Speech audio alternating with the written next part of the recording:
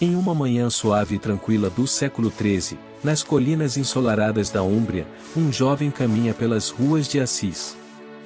Seu nome é Giovanni di Pietro di Bernardone, mas o mundo o conheceria como São Francisco de Assis, o santo que transformaria para sempre a forma como enxergamos a pobreza, a natureza e o amor a Deus.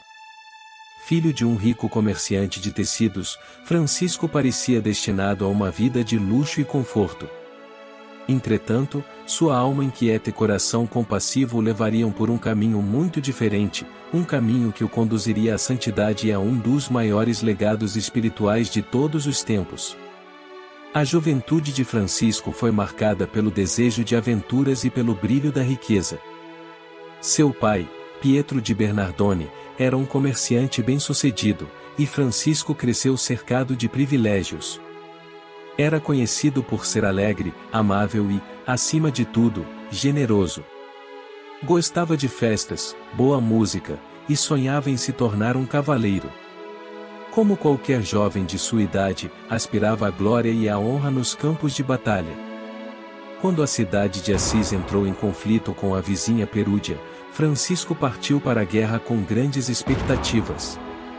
Mas a dura realidade do combate logo o atingiu. Ele foi capturado e passou um ano preso, período em que começou a questionar sua vida e suas escolhas. Quando finalmente foi libertado, a experiência da prisão deixou marcas profundas em Francisco. Sua saúde estava debilitada, e seu espírito, antes vibrante, agora parecia mais introspectivo. Francisco começou a sentir um vazio crescente no coração. Ele percebia que os prazeres mundanos e as riquezas de sua família já não lhe proporcionavam a felicidade que buscava. Foi nessa fase de incerteza que Deus começou a agir de forma mais evidente em sua vida.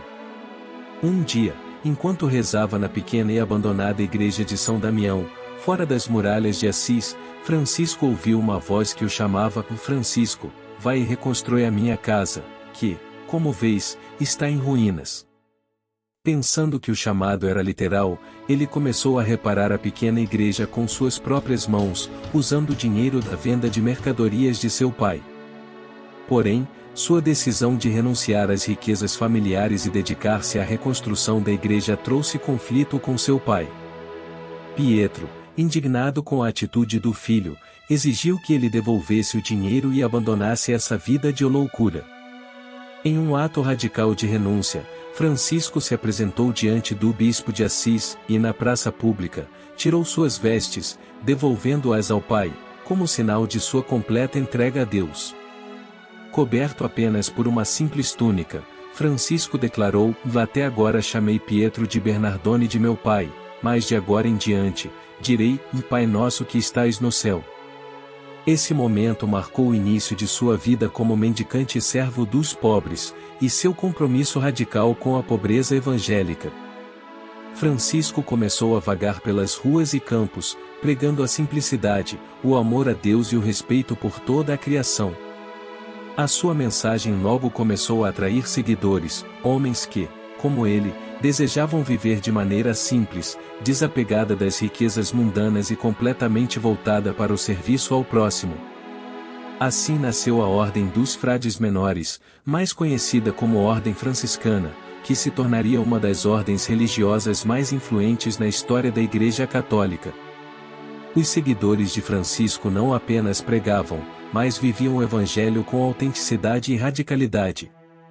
Eles mendigavam o necessário para viver, cuidavam dos doentes e leprosos, e anunciavam o amor de Deus por meio de gestos simples de caridade.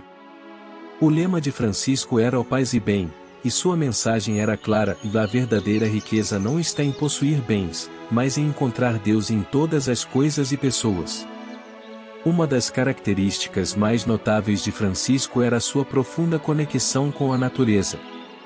Ele via na criação um reflexo da bondade e do amor de Deus.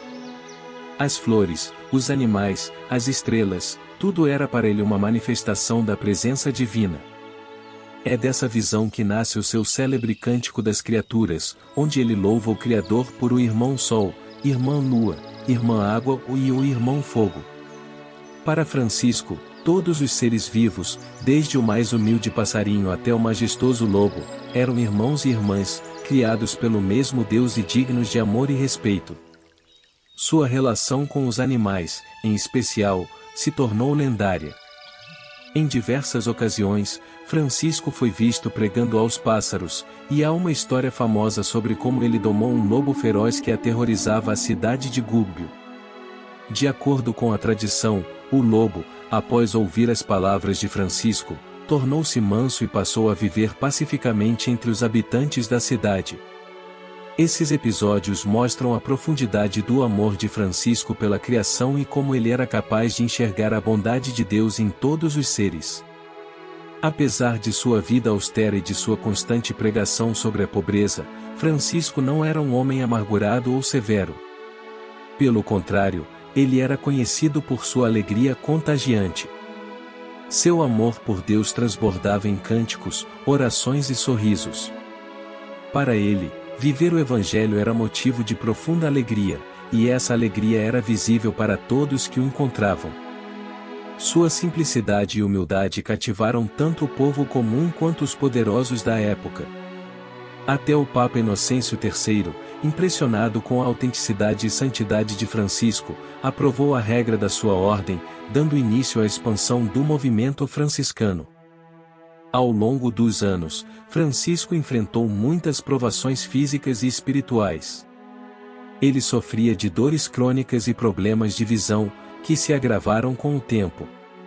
Em 1224, durante um período de intensa oração e jejum no Monte Alverne, Francisco recebeu os estigmas, marcas visíveis das chagas de Cristo em seu corpo. Esse evento, que ele viveu com grande humildade, o uniu ainda mais profundamente ao sofrimento de Jesus na cruz.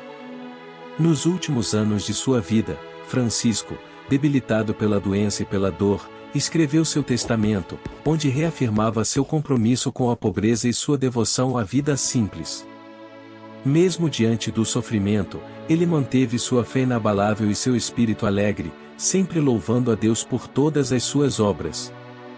Em 3 de outubro de 1226, cercado por seus frades, Francisco partiu para a casa do Pai, recitando o Salmo 141, com a minha voz clamei ao Senhor, com a minha voz supliquei ao Senhor. 2 anos após sua morte, em 1228, Francisco foi canonizado pelo Papa Gregório IX. Sua vida, marcada por uma devoção radical a Cristo e um amor profundo por toda a criação, continua a inspirar milhões de fiéis em todo o mundo. São Francisco de Assis não apenas transformou a espiritualidade de sua época, mas também deixou um legado atemporal de paz, simplicidade e respeito pela criação divina. Hoje, em cada canto do mundo, nas pequenas vilas e nas grandes cidades, seu nome é sinônimo de santidade. Igrejas, praças e monumentos levam seu nome, e sua imagem, com os braços estendidos para os céus ou rodeado por animais, é uma lembrança constante de sua mensagem de amor. São Francisco não é apenas um santo distante nos livros de história, ele é um amigo, um irmão e um guia espiritual, sempre pronto a inspirar um caminho de fé mais profundo. Seu exemplo nos convida, todos os dias, a nos desapegarmos das vaidades do mundo, a abraçar a simplicidade e a enxergar a presença de Deus em tudo o que nos rodeia. Como Francisco, somos chamados a ser instrumentos de paz, semeando amor onde há ódio, perdão onde há ofensa, e luz onde há escuridão. Assim como ele, também podemos encontrar a verdadeira alegria no serviço a Deus e ao próximo, vivendo o Evangelho com autenticidade e fervor.